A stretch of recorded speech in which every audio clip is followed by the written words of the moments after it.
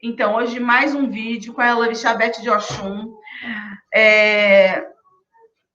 Ela conta muitas histórias, mas tem uma história do milagre da fé incrível, incrível, que mostra que realmente a nossa religião ela faz milagres.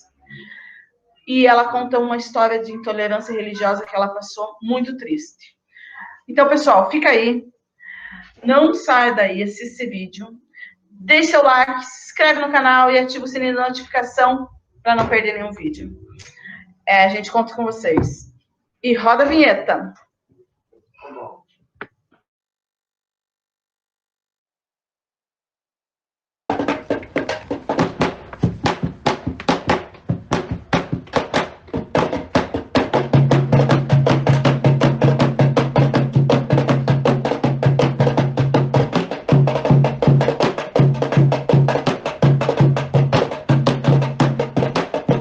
Nós estamos aqui hoje com a Elorixá Beth, do Ilê Axé Iá e Eieu Lodê.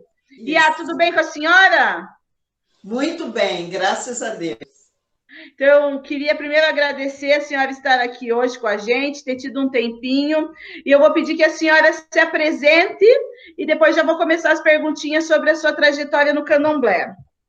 Tá bom. Eu fico muito lisonjeada em estar participando, com os meus agradecimentos a você, Tati, e ao Pai Celso, por essa indicação, tá? O meu nome é Elizabeth Valentim.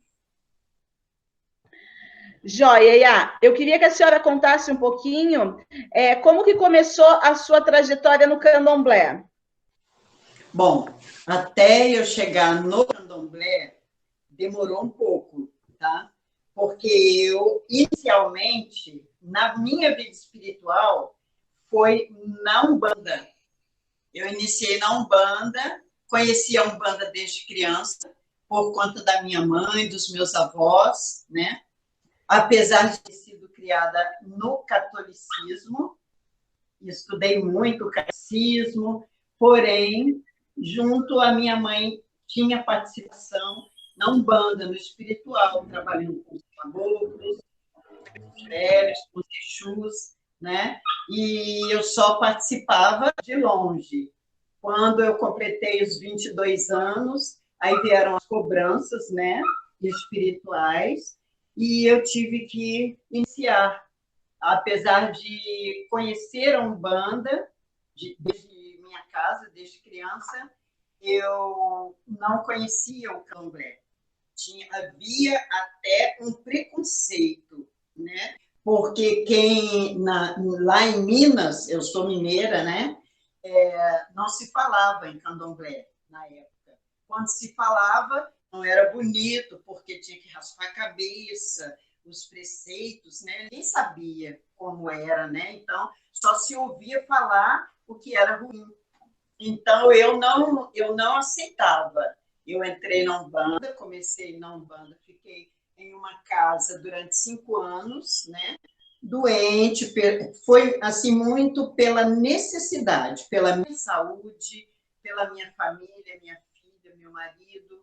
E eu iniciei, fiquei 5 anos em uma casa, depois, por forças, né, desconhecidas, eu tive que sair, fiquei um pouco parada, depois fui levada à casa de minha mãe Luísa, onde eu fiquei 22 anos. Joia, Iá. Então, a senhora pegou e abriu o seu barracão de Umbanda. Isso? Sim. Como que aconteceu o sacerdócio dentro do candomblé? Olha, começou assim. Eu não aceitava. Já tinham dito para mim que eu tinha o cargo, né, de zeladora, mas eu nunca aceitei. Eu nunca quis. Quando eu entrei na casa da minha mãe Luísa, o primeiro dia que eu cheguei lá, ela disse assim: está chegando a herdeira desta casa. Ela não me conhecia, nem eu a conhecia. E eu fiquei um pouco assustada quando ela disse isso, né? Mas não levei em consideração. E ela sempre dizendo que eu tinha o cargo de zeladora, que eu aproveitasse a companhia dela para eu assumir. e ela foi ficando velha, eu fiquei 22 anos lá, ela queria que eu assumisse paralelamente com ela os toques de Umbanda, né? Pós-vida, né? Pós-morte, e o pai Henrique de Oxóssi, que era o que a ajudava nessa parte de nação, ele fez o jogo e, surpreendentemente, eu fui a pessoa que herdei o Ibá de Airá, da minha mãe, que se foi. Eu fui a herdeira.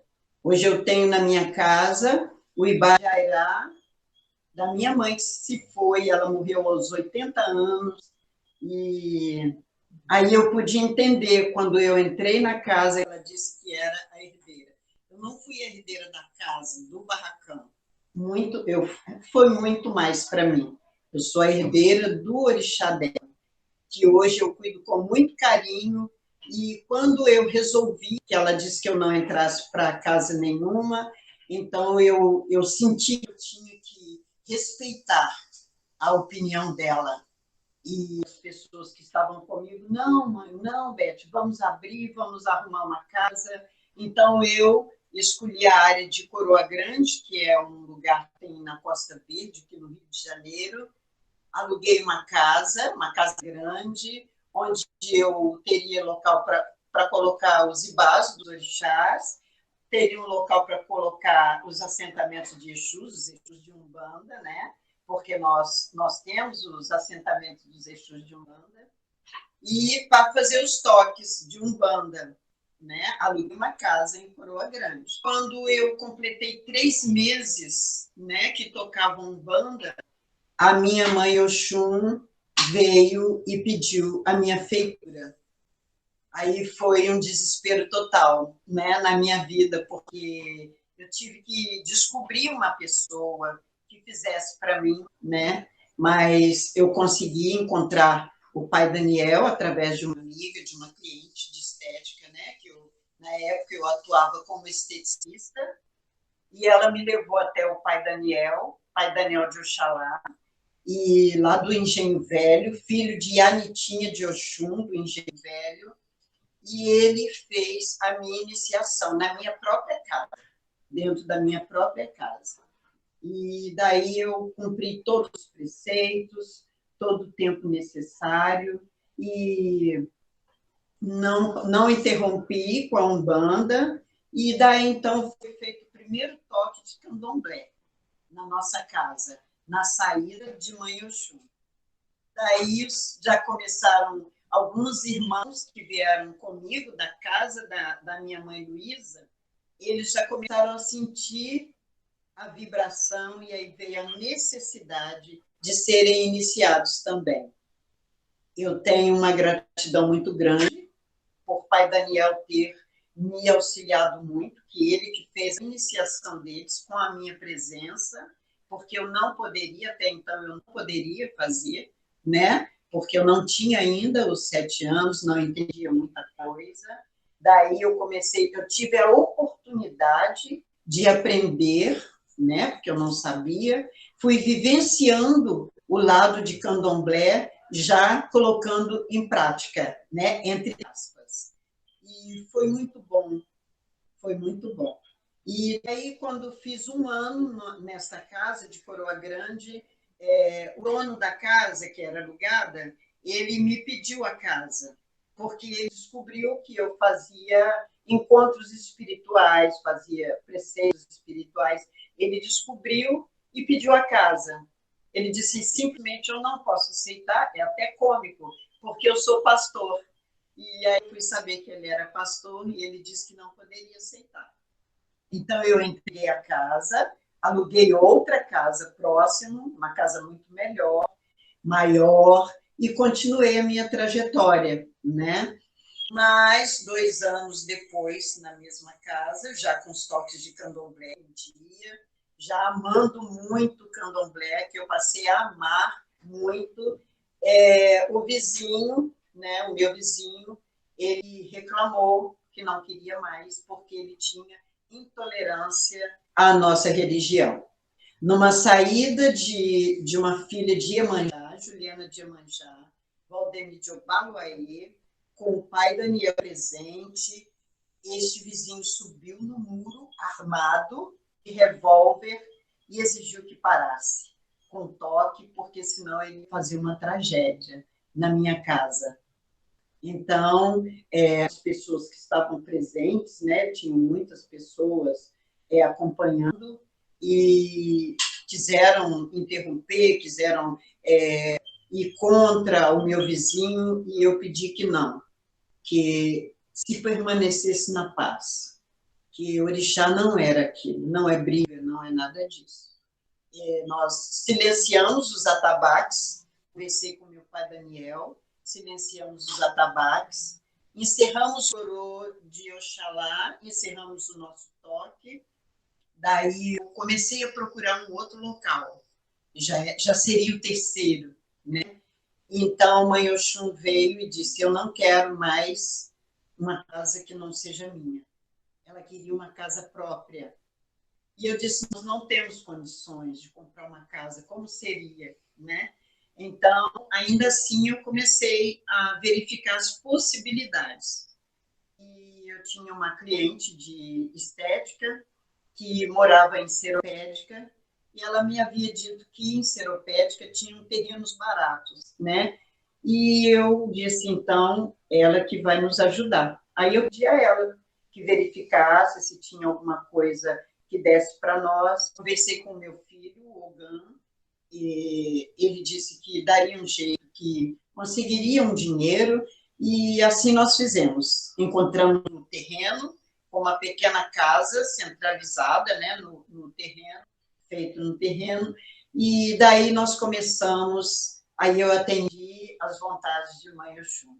Compramos a casa, fomos pagando para o meu filho mensalmente, e todos os filhos ajudando, todos davam uma pequena mensalidade, e somando tudo dava o valor do empréstimo, para pagarmos ao empréstimo que o Luiz tinha feito, o pai Ogã Luiz fez. Assim sendo, quando terminamos de pagar o terreno, né, com a pequenina casa que tem no meio do terreno, eu comecei a construir o nosso barracão, que hoje, graças a Deus, está pronto, quase pronto. Sempre falta alguma coisa, né? Mas construir um barracão grande. Que bom, Iá. E daí a senhora continuou com o pai Daniel até a sua obrigação de 7 anos? Sim, eu fiz a minha obrigação de 7 anos, já na casa nova, né? Não tinha ainda o barracão pronto, né? Nós estendíamos uma lona enorme para fazer a cobertura do local onde seria o barracão, para fazermos candomblé. Tirei muitos orixás, tirei nome dos orixás embaixo das lonas, né? Em forma de telhado, de cobertura, né? E os meus 7 anos, nos meus 7 anos já tinha a abertura, o telhado. Eu tomei os 7 anos com o pai Daniel, e aí encerrei a minha trajetória de vida espiritual com ele, por forças das circunstâncias. E, felizmente, eu conheci Pai Celso Dogum, né? Pai Celso Dogum, do Ilhéaxé Ogum Aires, né? Que aí, de Engenho Velho, eu passei para o Cantuá, que é onde Pai Celso Dogum responde, né? Mãe Carme Dogum, que é a nossa avó, né? Porque é muito importante que se saiba as rezas, que se saiba o porquê, os acontecimentos, que se entenda sobre os orixás, né? Para que se tenha amor aos orixás. Como eu ensino aos meus filhos que candomblé não é candomblé. Orixá é o candomblé. A minha mãe Oxum é o meu candomblé. Meu pai Oxóssi é o meu candomblé. Xangô é o meu candomblé. Então, não tem como separar. Não tem como separar. Os meus orixás é a minha vida. Eles são tudo para mim. E é o que eu passo para os meus filhos. Orixá é carinho, orixá é amor. E como eu aprendi muita coisa com o Pai Celso, eu passo para eles também, que eu acho muito necessário isso. Deixa eu lhe perguntar também. Sua família biológica também é de candomblé? Olha, Tati, são os meus filhos, eu tenho um casal de filhos, Érica e Helder. Érica é iniciada para Ogum já, e o Helder é Ogã de Oxalufã, feito por Pai Celso, tá? Foi confirmado por Pai Celso. A minha filha é de Ogum, ela tem 3 filhos. A minha neta, a filha dela, foi iniciada aos 10 anos para Inhansã, e a neta mais velha é iniciada como EQED de Oxóssi, tá? Então, são todos iniciados. Não como eu gostaria que fosse, porque a minha filha, infelizmente, ela não conseguiu seguir a trajetória de vida espiritual. Acredito que seja apenas por um tempo. Eu acho que com o tempo ela vai retomar os caminhos de vida espirituais dela, porque fazem muita falta para ela. É visível e notório que o orixá na vida dela faz muita falta. Mas eu acho que essas coisas não podemos forçar, né? Nós temos que aceitar e deixar para que eles vejam a hora certa de retornar ou não, né? Certo é que eu não deixo de pedir ao Pai Ogum pela minha filha, e a minha neta de Ançã, ela também não é muito estável, mas não saiu, como a minha filha saiu. Mas a minha neta também não corresponde tanto às minhas expectativas, é de Ançã. Mas a Eked de Oxóssi está junto comigo, sempre, sempre junto. E o meu marido, ele não é, ele vai, ajuda, vai no barracão, faz o que é necessário, mas ele não gosta de compromisso na espiritualidade. Porém, não se envolve com as minhas necessidades de estar presente no barracão a hora que for, o tempo que for necessário. Ele já entendeu muito bem que não dá para misturar as coisas. E, graças a Deus, eu não tenho problemas quanto a isso.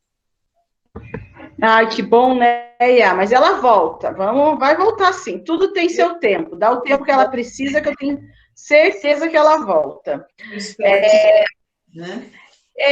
Eu queria saber se a senhora já presenciou algum milagre que o orixá tenha feito. Já, Tati. Na minha casa, eu tenho 2 casos, 2 histórias. Uma delas foi até de contra os meus princípios, porque eu dizia que eu não faria nunca o santo de uma criança. Eu nunca iniciaria uma criança, porque eu achava que não era necessário, não é? Então, de repente, uma filha minha de Oxum, que é a Michele, ela teve uma filha, que é a Ana Júlia, e a Ana Júlia nasceu com sérios problemas de saúde, né? Então, um dia, nós estávamos no barracão, de manhã, tomando café, e Mãe Oxum virou. Mãe Oxum passou.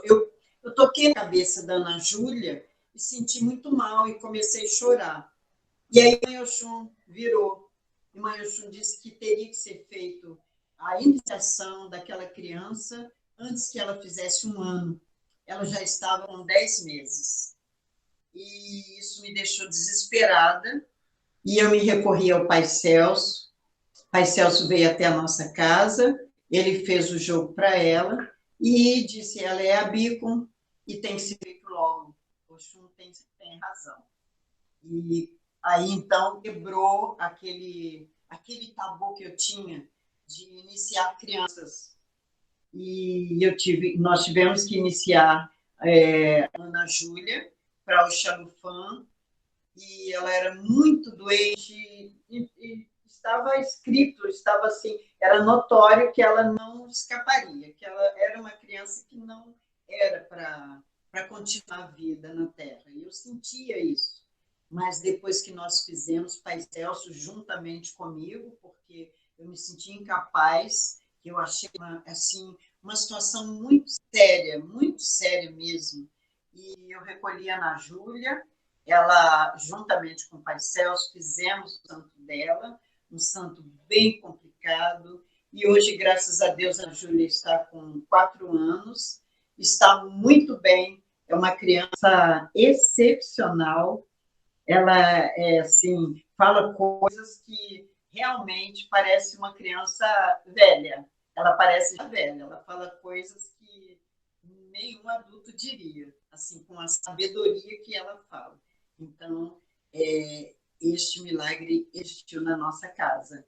E eu tive uma filha, eu tenho uma filha de Xangô também, que é a avó dessa criança, que ela, quando ela entrou para fazer o santo, Xangô, né? Eu senti na cabeça dela, quando eu raspei a cabeça dela, eu senti um tumor, ela tinha uma elevação muito grande na cabeça, né? E eu disse para ela que quando ela saísse dali, que terminasse tudo, que ela procurasse um médico, que ela precisava fazer uma tomografia, que ela tinha alguma coisa na cabeça, né?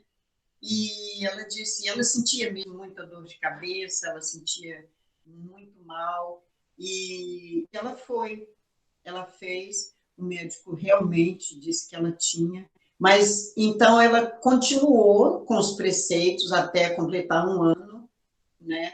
E quando ela voltou ao médico, que ela foi e fez uma outra tomografia, que o médico tinha certeza que ela ia precisar de uma cirurgia, ela tomou a obrigação de 1 ano, já não estava mais lá aquela elevação na cabeça dela.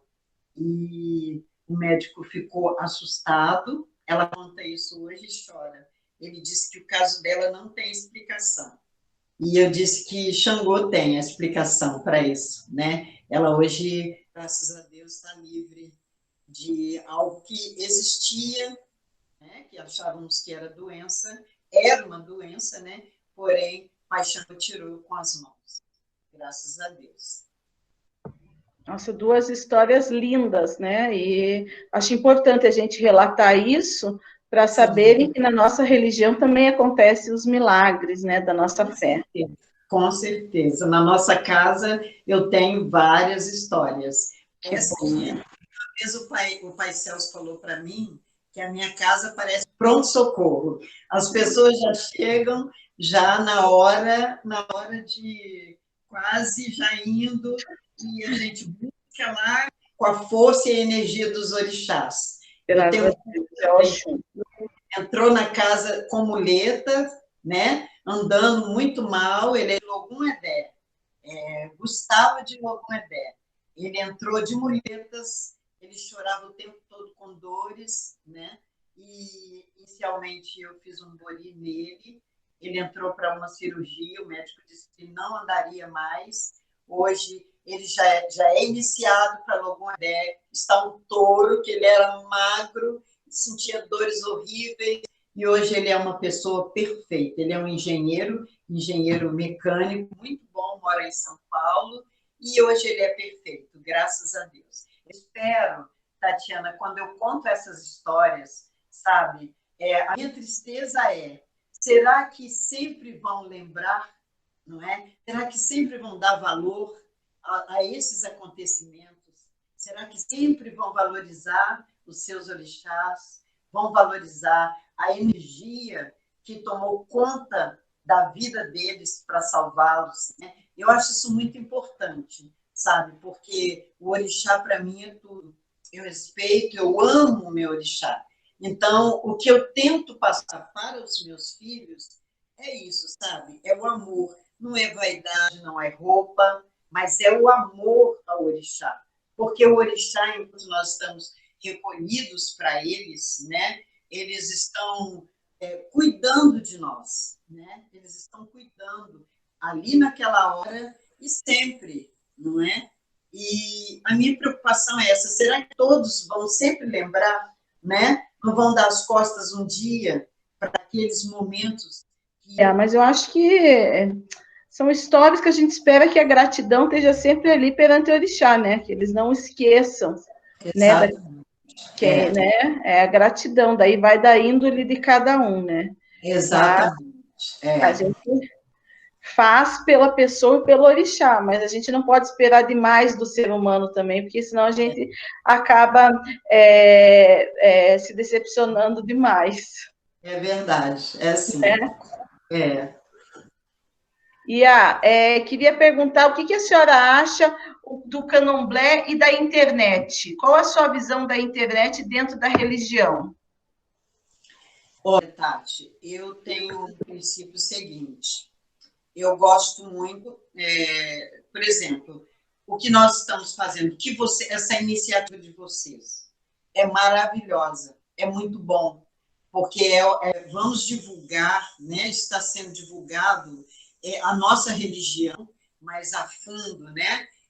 O que existe realmente dentro dos barracões, porque as pessoas só entendem do que eu já disse, da vaidade, daquela beleza, né, das roupas de orixá, e as pessoas têm que entender que não é só isso, né? O candomblé não é isso. O candomblé, como eu disse, é o orixá, é energia, né? Então, eu acho que a internet, nesse sentido, é muito bom. Porém, eu acho assim, que nem tudo pode ser divulgado, nem tudo pode ser exposto, entendeu? Porque na internet você vê muita coisa boa e muita coisa ruim, né? Então, eu sou contra expor a nossa casa, sabe? Assim como o Pai Celso também não gosta, não acha que não deve, eu sou contra também. Eu não permito que as pessoas exponham, porque existem muita falsa informação, sabe? Muitas pessoas atuam de uma forma que eles, por exemplo, cada barracão tem sua forma, cada barracão tem o seu jeito de trabalhar. Então, por exemplo, as pessoas vão ver uma forma de ação de um barracão e vão dizer isso é errado, isso não pode ser. Não, cada um tem a sua forma. E a sua forma, eu acho que não pode ser divulgada, nem na internet, e nem em lugar nenhum. Dentro, eu acho que são os preceitos internos que tem que ficar dentro de cada casa, de cada quarto, de cada roncó. Entendeu? A internet, para mim, tem que ter um limite. Essa parte de entrevista, de divulgação, isso é maravilhoso, porque vai mudar muito a cabeça das pessoas, vai mudar muito a forma de pensar de muita gente, entendeu? Entendi. Agora, estamos quase finalizando, Iá. Eu vou fazer o bate-bola com a senhora. Eu lhe pergunto alguma coisa, a senhora responde o que vem na sua cabeça, tá ok? Tá ok. Então, vamos lá. Iá, um time de futebol, a senhora tem algum time? Tem, eu gosto do Cruzeiro, de Belo Horizonte. Ah, legal. A senhora é esteticista, a senhora pratica algum esporte? Atualmente, não. Eu gosto muito de praticar ginástica, exercício físico. Tá. Uma comida preferida? Comida preferida? Eu gosto muito de feijoada. Uma estação do ano? Eu gosto do verão. Um local preferido? O meu barracão. Adoro. Ai, que delícia. Uma parte do seu corpo? A minha cabeça. Um livro, Iá? Eu gostei muito de Pierre Berger. Um filme? Os 10 Mandamentos da Lei de Deus. Uma cor? Amarelo. O que a senhora gosta de fazer nas horas vagas? Eu gosto muito de assistir televisão. Uma saudade? Saudade da minha mãe. Das minhas duas mães, a minha mãe carnal e minha mãe Luísa. Uma festa de candomblé? De Oxum e de Oxalá. Uma frase que a senhora sempre fale? Uma frase. Eu gosto muito de fazer o bem sem olhar a quem. No barracão, eu gosto quando... Nos reunimos para o café da manhã. Axé, Iá. Eu posso pedir para a senhora cantar uma cantiga? A senhora se sente à vontade? Sinto, eu sou suspeita para falar. Eu gosto da reza de Oxum. Tá, se a senhora quiser Pode rezar ser. para nós. Sim. Aungite no mamio,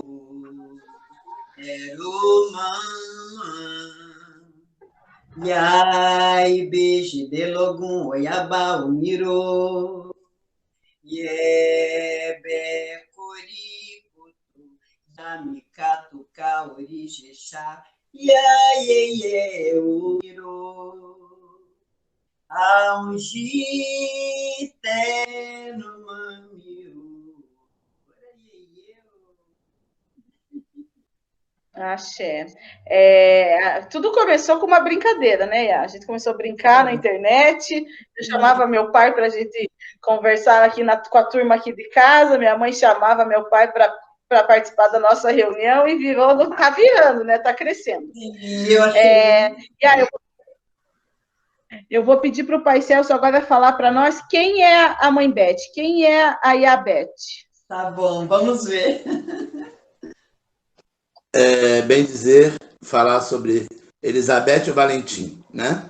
A cidadã, a mulher, a mãe de família, né? Que é uma mulher guerreira, que não mede esforços para trabalhar, é esteticista, é comerciante, é dona de casa, é esposa, é mãe, é tudo ao mesmo tempo e ainda como Ialorixá. Então, a Beth chegou aqui de uma maneira muito inusitada, né? Ela conheceu Mãe Clarinha numa loja de tecido, né? Ela comprando tecido, conheceu Mãe Clarinha, e Mãe Clarinha foi fazer uma roupa para ela, e como ela falou, ela estava com problemas pessoais, da casa onde ela se iniciou, né? Já tinha feito 7 anos dela, ela queria alguém para jogar, para tirar umas dúvidas. Ela veio jogar e acabou abraçando o Axé Ogun-Ares, e o Axé Ogun-Ares abraçou a Elizabeth Valentim e a Beth de Oxum.